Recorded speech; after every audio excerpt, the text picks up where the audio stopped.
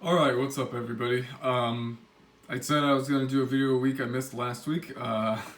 One, because last week just flew by. Two, I worked just a quick update. I worked Mac Football Media Days, volunteered for that. It was super fun, super exciting. Really excited for some action up here in the mitten, especially with R3 here. But I did want to come back and make a video, considering a couple of people have reached out to me just personally to where they were asking questions about how to make your own Pocket Pros and things like that. And I appreciate it. And some people said, hey, we're really happy to have you back making videos. So I'm going to keep it pushing. We're going to keep it rolling. What we got today is still showing off some of the ongoing NFL 3D printed SpeedFlex collection, and then I do have one college update from, I'm sure you should have seen two big ones from last week, or this last weekend, or early this week, to where I've made one. It's a Shut F7, and then one I have yet to create. I do have the decal sheet made, however I'm trying to figure out how to make the intricacies of it. But we also have some update to the NFL project. I do plan on having all 32 of these 3D printed. You could probably hear the printer humming behind me. It's making some more SpeedFlex. You can see here SpeedFlex face masks, and that kind of screws on just like that. This will be the other college project that I will talk about here in a minute. I have it so close and so tilted and everything like that because this light that I've been using right above here has gone out. The light, it's not the bulb, it's the lamp itself is starting to crap out a little bit. So I just started using ambient light, and there is some light reflecting off of, we have a lake right behind us. Light reflecting off the lake to where it's starting to shine in a little bit. That's why you have this right here. So we'll get right into it. I do have 4 updates, one of which will need to be revisited, but we do have some updates as it stands, and then one will need a thing or two added to it. So we will start off here. I'll get rid of this guy. We'll come back to him with one that needs revisited of the NFC. I go, like I kind of talked about in the last video, I go 2 and 2. I go 2 AFC, 2 NFC. The New York Giants is 3D printed. Good blue color. Again, we're getting better at the painting. Still not 100% good with that, but the stripe and the decal and everything, I don't know what I've been doing lately, but it has been I've been just knocking it out of the park. I'm super happy. We'll put it down here for you can see the color. Then one for the AFC, and this is one where they need the front bumper, the the Las Vegas Raiders, excuse me. Painting's a little bit better here, and I kind of mentioned in the last video we did to where we showed this off to where the Raider decal is actually really low. It's actually annoyingly low, I would say. So, but yeah, it needs the front bumper, needs the rear bumper. I have to print that.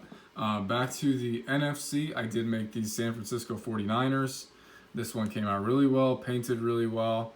Need to cut that stripe a little bit, but this guy I'm super happy with. Everything looks good. I'm stoked to have him aboard, and then as well as for the AFC, the Baltimore Ravens made a Lamar Jackson shell for SpeedFlex, kitted with everything. Probably should have made that Raven a little bit bigger. A lot of this, I'll tilt it for you. A lot of this is trial and error, so you're not always going to be 100% accurate. I think that whenever somebody tries to start a new hobby or something like that, I think that it's kind of naive to think that you're gonna come right out and be excellent at it right out of the gate. If you are really bad, that's a good sign because there's only up to go. When I first started doing this, my helmets were trash, bro. Like they were actually, like I threw them away. Like that's how bad they were back when I started doing this. And then when I first started, and then I think I have one here actually. When I first started 3D printing and I wanted to make the new ASUN or AQ7, whatever they're calling themselves, kind of got used to it a little bit. This was actually the first one I made with the Central Arkansas Bears, which I'm pretty proud of. But then there are some to where, like, let's see. Yeah, this was supposed to be a Jacksonville State for that, but you can see where I had to hand paint because the primer that I use, which is a Dollar General black matte primer, it's really cheap and it is actually the best primer I've ever used. It actually leaks if you use it too much. It goes behind the, what you'll do is when this comes off, and you can do this with your regular, you know, unpadded helmets too, or with the ones that you plan on stripping, you cut all this, and then in where you have, let's see, do I have somebody floating around? I do not, but inside where the padding is, and that's a poor example. I didn't realize that was there. Yeah, it was much better. You take that off so that it doesn't, you know, have color inside, because that doesn't make much sense. You take that off, and then what sometimes happens, and this is what happens when you go really light with it, you still get the same effect. Just you don't have this leaky black primer down the inside of your padding. And that's something that has been, obviously, like, you don't, like I said, don't come out of the gate perfect. I take it, for me personally, as a really good sign if I'm bad at something. And then I get even more excited to where I'm like, all right, let's try it again. That goes for anything I do. That goes for video games. That goes for just stuff at work. That goes with stuff in Adobe Creative stuff, to where I'm really good at. I like to toot my own horn about it. So, yep. Now we're going to get to the main part of this video. I did say that there were some collegiate updates that you guys might have seen. I think BYU already came out with some stuff that I need to catch up on for them. But if I showed you guys this guy earlier, I don't have everything screwed in, because I'll screw it in once I have a front and rear bumper. This one is going to say 1 pack, 1 goal. And it's going to say ACC on the front and the Slobbering Wolf.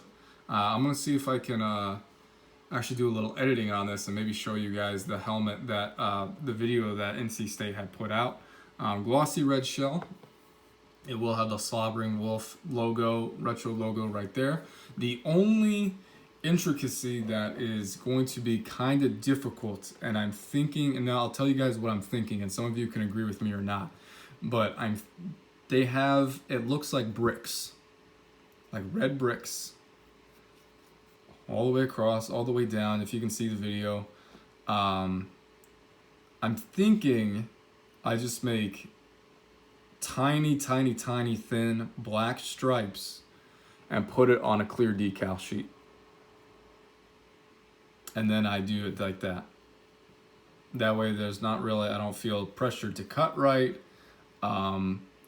Regardless of, and we talk about decal sheets a lot, but regardless of, because it's black on a clear decal, when I put it down, it's going to come out super dark, super black.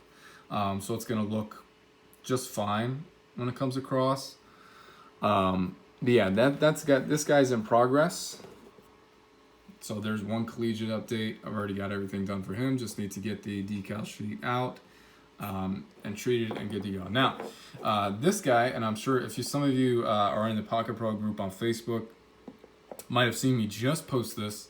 I posted it to my own personal Instagram as well. I'm super proud. It is a Schutt F7 Colorado State Rams, back when they were the Colorado A&M Aggies. So I took all this from Reference Pick. So if you're like, David, there's gonna be stuff here. There's gonna be, another tribute decal, everything like that. I don't know about it, because I took this off the Reference Pick, and the Reference Pick only gave us the front like this, and then the side, and then a little bit of the rear like that when it was in the locker You know, hopefully be able to see this again if I'm able to edit this. But you know, you can see the American flag and the warning label. I can imagine they'll also do the flag of Colorado on it.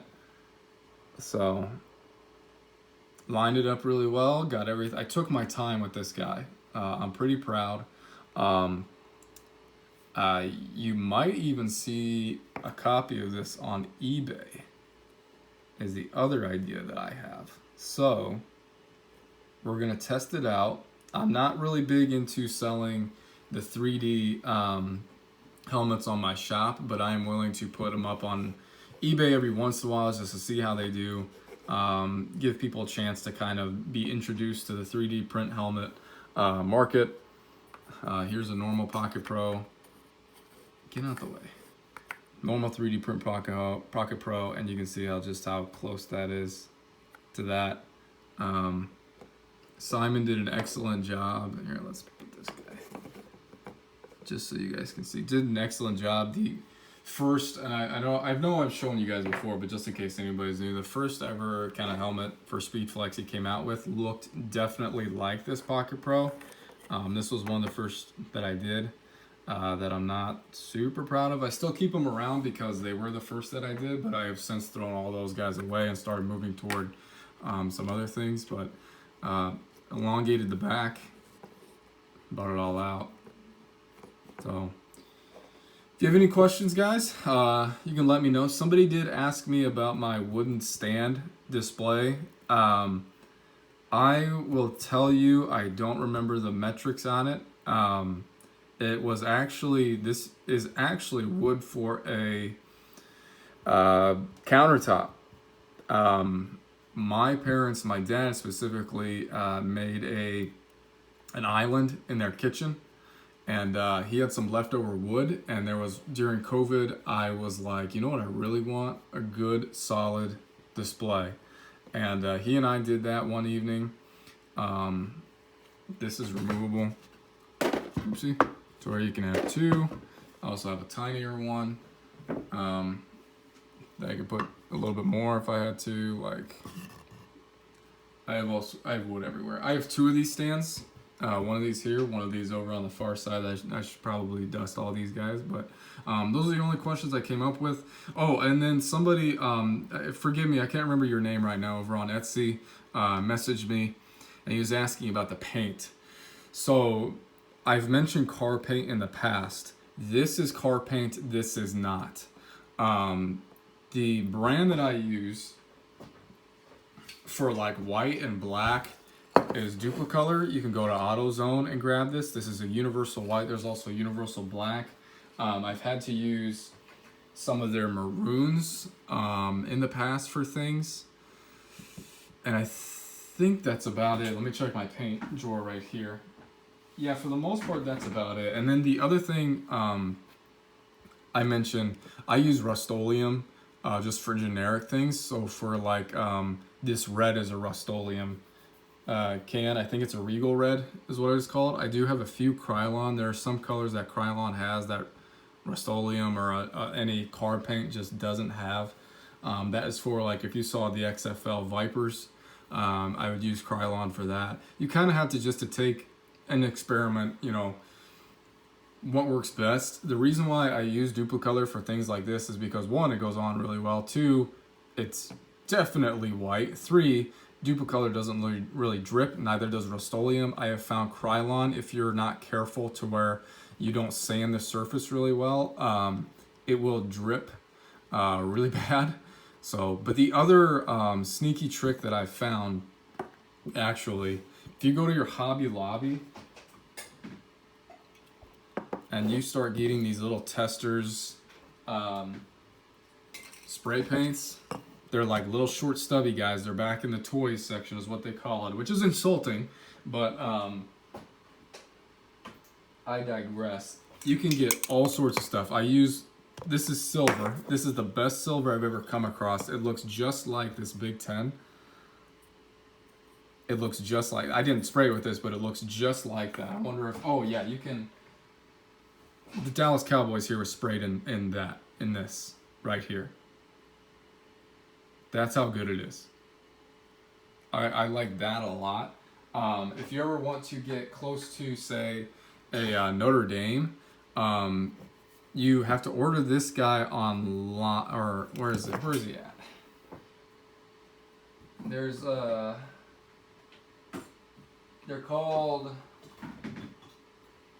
I don't think I have one here, but they're called Krylon shortcuts. It's literally the same as a Tester's, but the gold flake is really, really close to Notre Dame. I believe I used this guy for the 49ers to get a sense of what that looks like. If anybody's ever had me do, let's see, I'm trying to think off the top of my head. If anybody's ever had me do like a Stephen F. Austin or something like that, I use this purple. My Boise States and my a couple others are the Star Spangled Blue. Now, I did not use that for the Giants. I did use a Rust-Oleum for the Giants. It's actually a brand new guy. Where's he at?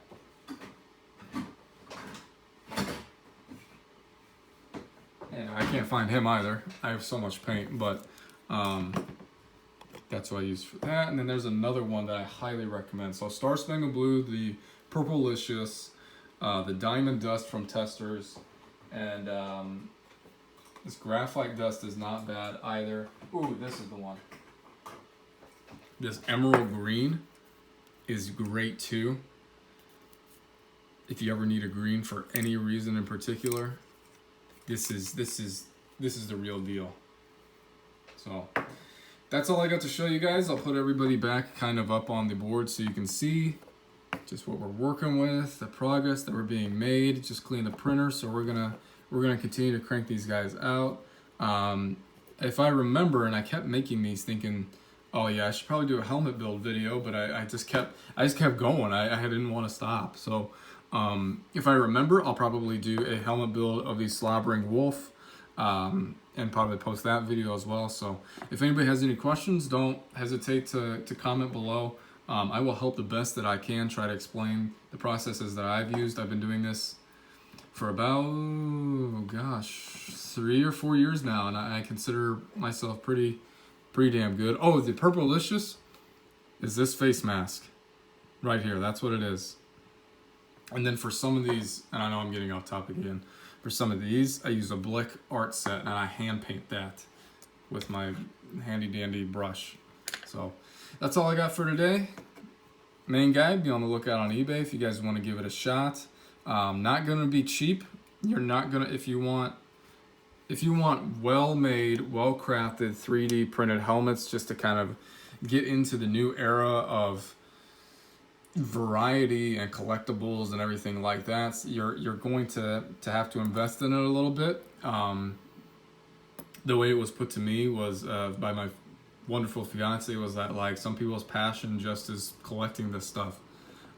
So I try to help with that as best as I can. I won't do this all the time, but I will definitely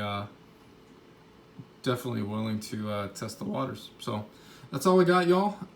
Really appreciate you checking out another video. I know this is kind of a long one, just a little bit of a show off and a Q&A. So we will talk to you all soon.